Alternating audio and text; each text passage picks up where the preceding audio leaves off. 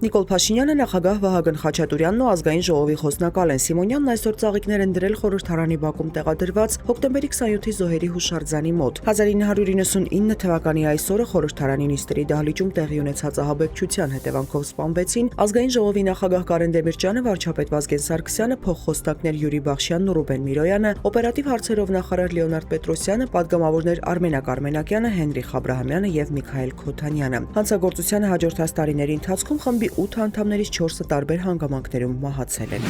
Ազգային ժողովում մեկնարկել են 2026 թվականի պետբյուջեի նախագծի քննարկումները, որն անցնում է առանց լրագրողների ներկայության։ Նիկոլ Փաշինյանի զեկույցի ժամանակ դահլիճի դռների մոտ հսկողություն են սահմանել ՊՊԾ ծառայողները, որոնք թույլ չեն տալիս անգամ մոտենալ դահլիճի միջանցքին։ Պատճառաբանվում է, թե դահլիճում տեղ չկա, սակայն նախկինում լրագրողներին թույլատրում էին մասնակցել նախագծի քննարկմանը։ Նիկոլ Փաշինյանը խորհրդարանում բյուջետային քննարկումների ժամանակ հայտարարել է, թե առաջին անգամ է, որ Հայաստանի պետբյուջեն քննարկում են խաղաղության պայմաններում։ Նա հավելել է, թե խաղաղությունը պարամետրեր եւ վիճակագրություն ունի, արդեն 1 տարի 8 ամիս Հայաստան-Ադրբեջան սահմանին փոխհրաձգության հետևանքով զինվոր չի զոհվել։ Ըստ նրա 2026 թվականը վճռական է լինելու խաղաղության համար։ Անդրադառնալով Բաքվի կողմից Հայաստան տարանցման սահմանափակումների վերացմանը, Փաշինյանն ասել է, սա նշանակում է Հայաստանի շրջափակման հաղթահարման առաջին փուլը։ Միաժամանակ ըստ նրա Հայաստանը պատրաստ է հենց այսօրվանից ապահովել բեռնատարների տարանցումը Թուրքիայից դեպի Ադրբեջան եւ Ադրբեջանից դեպի Թուրքիա։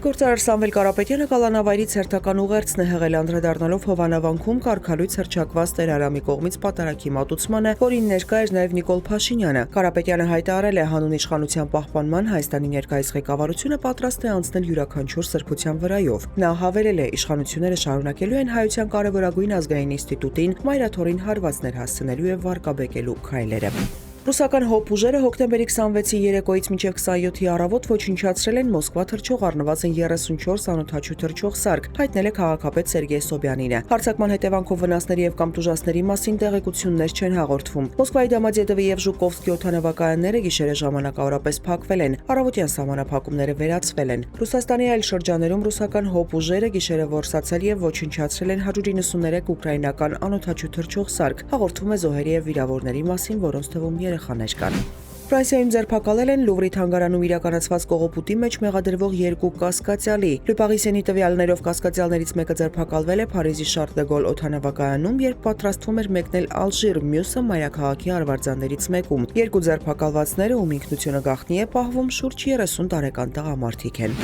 Հայաստանի տարածքում այսօր եւ վաղը սպասվում է առանց տեղումների եղանակ, օդի ջերմաստիճանն այսօրն ու վաղն աստիճանաբար կբարձրանա 2-ից 3 աստիճանով։ Երևանում նույնպես այսօր եւ վաղը սպասվում է առանց տեղումների եղանակ։ Մայրաքաղաքում օդի ջերմաստիճանն այսօր ցերեկային ժամերին կլինի 19-ից 21, երեկոյան 14-ից 16 աստիճանի սահմաններում։